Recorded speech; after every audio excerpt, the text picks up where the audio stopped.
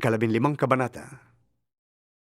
Tayong malalakas ay dapat magpaumanhin sa mga pagkukulang ng mga mahihina sa pananampalataya. Huwag ang sariling kasiyahan lamang ang ating isipin. Sikapin nating lahat na bigyang kasiyahan ang ating kapwa para sa ikabubuti niya at sa ikalalakas ng kanyang pananampalataya. Si Kristo man ay hindi naghangad ng sariling kasiyahan, kundi ayon sa nasusulat. Ako ang ininsulto ng uminsulto sa iyo. Anumang nasa kasulatan noong panguna ay nasulat para maturuan tayo.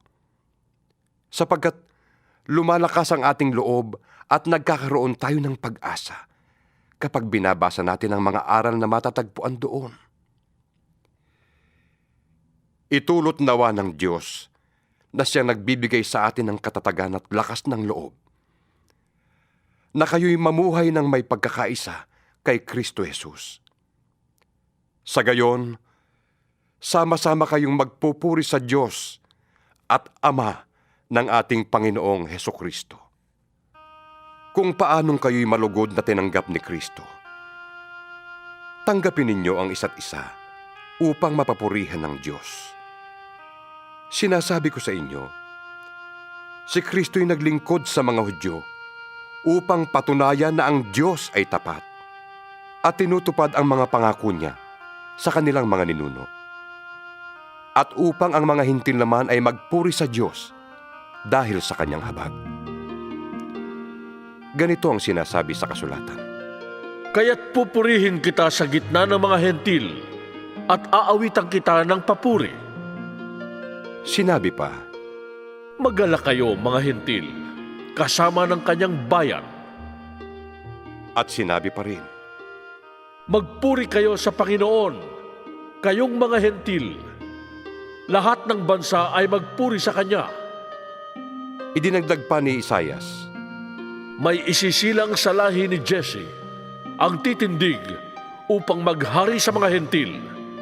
Siya ang magiging pag-asa nila. pagpalain nawa kayo ng Diyos na bukal ng pag-asa. At pagkalooban niya kayo ng kagalakan at kapayapaan sa pananampalataya, upang tumibay ang inyong pag-asa sa pamamagitan ng kapangyarihan ng Espiritu Santo. Mga kapatid, lubos akong naniniwalang kayo'y puspos ng kabutihan at may sapat na kaalaman at kaya na ninyong turuan ang isa't isa. Gayunman, sa sulat na ito'y naglakas loob akong paalalahanan kayo tungkol sa ilang bagay. Ginawa ko ito dahil sa kaloob ng Diyos sa akin, na maging lingkod ni Kristo Jesus bilang pari sa mga hintil. Ipinapangaral ko sa kanila ang magandang balita ng Diyos upang sila'y maging handog na kalugod-lugod sa Kanya. Yamang sila'y pinabanal na ng Espiritu Santo. Kaya't bilang lingkod ni Kristo Jesus, may katwiran akong ipagmalaki ang aking paglilingkod sa Diyos. Wala akong pinapangahasang ipagmalaki, kundi ang ginawa ni Kristo upang maakit ang mga hintil na sumunod sa Diyos sa pamamagitan ko. Sa pamamagitan ng aking mga salita at gawa. Sa tulong ng mga himala at kababalaghan.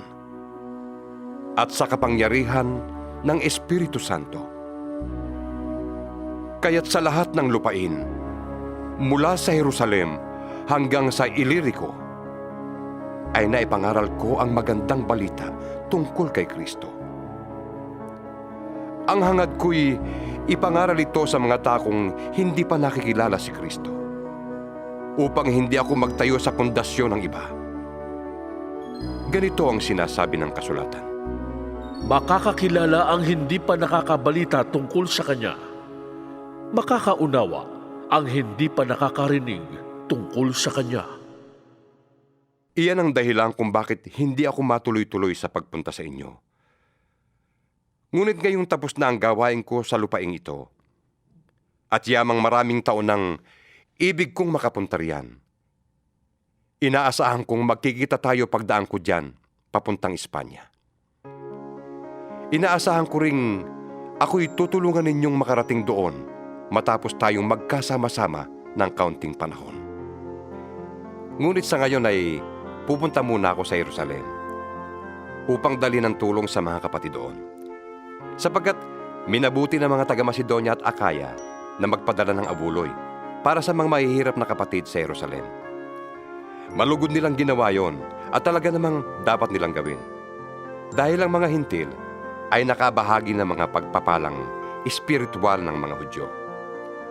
Nararapat lamang na tulungan nila ang mga Hudyo sa pamamagitan ng kanilang pagpapalang material. Pagkabigay ko ng nasabing tulong sa mga kapatid sa Jerusalem, daraan ako riyan pagpunta ko sa Espanya. Naniniwala akong pagpunta ko riyan ay taglay ko ang masaganang pagpapala ni Kristo. Nakikiusap ako sa inyo mga kapatid, alang-alang sa ating Panginoong Hesukristo at sa pag-ibig ng Espiritu. Tulungan ninyo ako sa pamamagitan ng inyong taimtim na pananalangin. Idalangin ninyong maligtas ako sa mga hindi sumasampalatayang nasa Judea. At naway tanggapin ng mga kapatid sa Jerusalem ang paglilingkod ko para sa kanila. Sa gayon, kung loloobin ng Diyos, masaya akong makakarating diyan at makakapagpahinga sa inyong piling. Sumainyo nawa ang Diyos na pinagmumula ng kapayapaan. Amen.